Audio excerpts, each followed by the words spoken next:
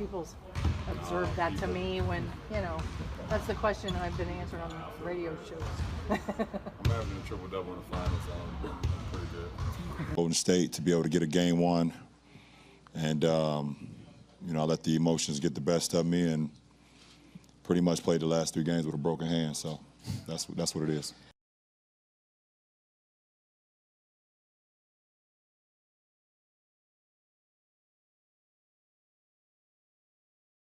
Of the game, I understand talent, I know talent, but I know the right questions to ask certain guys and see if they're smart enough to actually think the game as well. So we'll see what happens.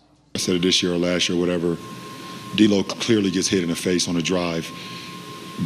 What the fuck do we have a replay center if it's going to go? It doesn't make sense to me.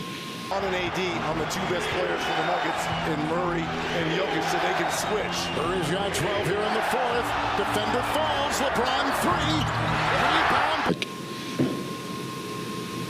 And then I just saw what happened with the Sixers Knicks game too. What are we doing?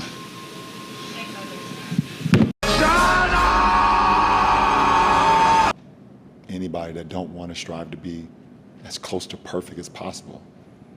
And it's just basketball. At the end of the day, it's just basketball. And it's just basketball. At the end of the day, it's just basketball. At the end of the day, it's just basketball. Come on now, dog. Come on, man. There is one thing I'm starting to see days after now, since Darvin Ham has been released of duties by the Los Angeles Lakers. And the one thing I'm seeing, and sorry, I have to call this out because I'm seeing a lot of YouTubers starting to do this. I'm starting to see that a lot of YouTubers like to blame the Lakers' failures on Darvin Ham. And I see a lot of people tend to use the media's what the media says about Darvin Ham, or what even the Los Angeles Lakers players say about Darvin Ham, yada, yada, yada. He doesn't know when to switch rotations.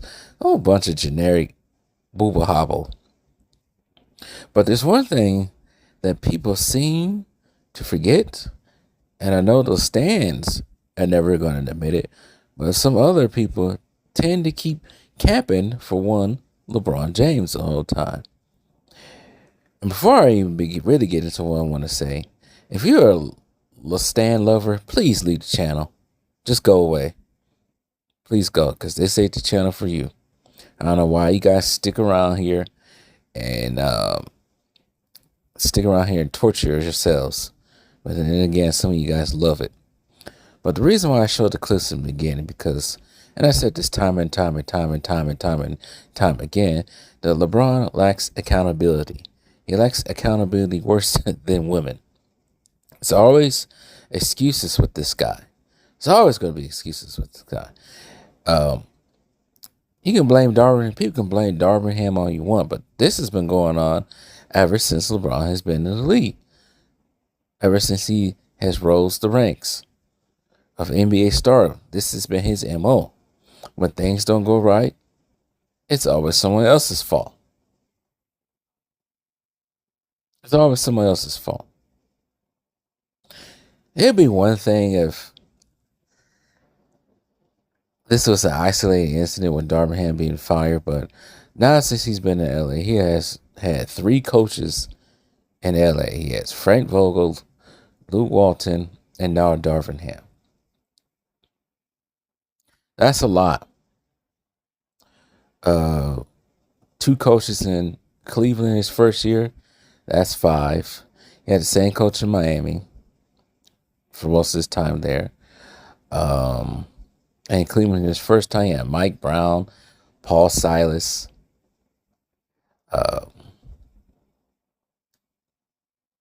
Who was the other one? I said Mike Brown, Paul Silas, and I think Mike Malone's dad at one point in time. That's 8 coaches already. That's 8 coaches ready to be 9 coaches. I don't think Jordan went through that many coaches. We know he didn't. I don't even think Kobe went through that many coaches. This is ridiculous. We know what the problem is. Some of us just don't want to admit it. Because some of us look at LeBron like some type of hero. And I say time and time again, never, ever look to these celebrities as heroes. But some of these people embody the spirit of LeBron. No accountability is always someone else's fault. So it's impossible for the stands to actually see what the problem is. You can't blame Darvin Ham. I said this in a video previously. You can't blame Darvin Ham for LeBron with a couple seconds left on the clock. He decides to take a three when he can just drive to the basket or even shoot a mid-range. But since he never developed a perfect, unstoppable mid-range pull-up jumper, this is what happens. Blame and mysteries on other players. You blame your hand in 2018 finals. You worry about it. You worry about your stats. This man right now ain't worried about winning in LA. He ain't worried about getting to the finals. He ain't worried about his stats. He played for stats. He stats pads. It's one of the reasons why the Lakers can't get nowhere. Stat pads. I showed a clip earlier going back to I think it was the 2017 NBA Finals. He ain't worried about his numbers. I'm averaging a triple-double right now. But KD getting off. Please. And I'm glad I'm also actually starting to see other YouTubers who used to say, oh, LeBron's my top five, slowly put LeBron in his top five. Because they realize and they open their eyes up to what's the real problem. It's always been him. He doesn't embody the spirit of somebody who goes out and get it with no excuses.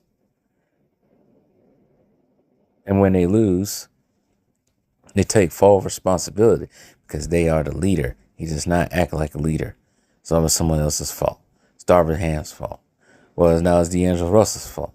Well, it's Russell Westbrook's fault. He's not on the team no more. Well, it's Rui Hachimura. Well, it's Anthony Davis' fault now. Oh, well, it's the guy in the stands' fault. Well, it's the guy, it's the ball boy. It's the popcorn guy, handing out the popcorn. It's the beer guy. It's the guy, it's the bum outside of, I'm still going to call it Staples Center. It's the bum outside Staples Center, around the corner, down the street, next to the parking lot down there. No. It's that guy that works at the U.S. Bank Tower on the 5th floor. It's his fault. Reason why we ain't winning.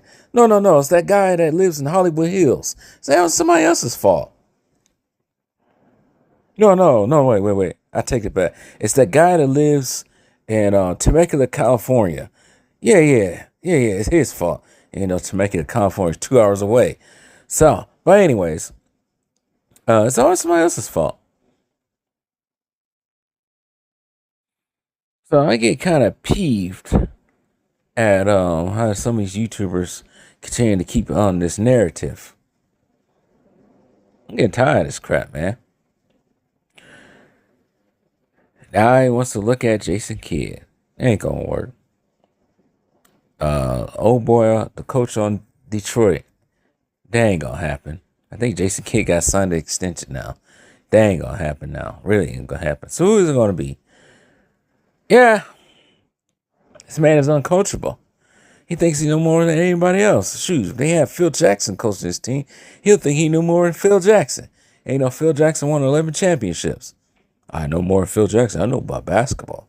I talk about basketball. It's just basketball here. I know all about basketball. I know. It's like, dude, if you was a basketball savant, a genius, you would be 4-6 in the finals. But anyways, that's all I really got to say about it. I just get tired of hearing that from YouTubers and everybody trying to be in the good graces of LeBron. We all know who the true problem is. I'm glad Kendrick Perkins actually went out there and said it. Yeah, the man's uncoachable. And if the rules were changed to where coaches could be players as well, I agree with Ticket TV 2 Raw. If it was open for him to do it, he should be his own player coach. Coach his own team, see how far he gets. I really wish that, you know, I wish now they would make that a rule now. Take that rule off the board in the rule book. Players Association, take that out of there. Let the players be coaches. Player coach. I want to see how far LeBron James would get being a player coach. And then see whose fault it really be. It still wouldn't be his fault. You know, he's the coach. It'll be Bronny's fault. Saw somebody in the comment section today say he should get Bronny to be the coach. He fired his own son. Oh, my goodness.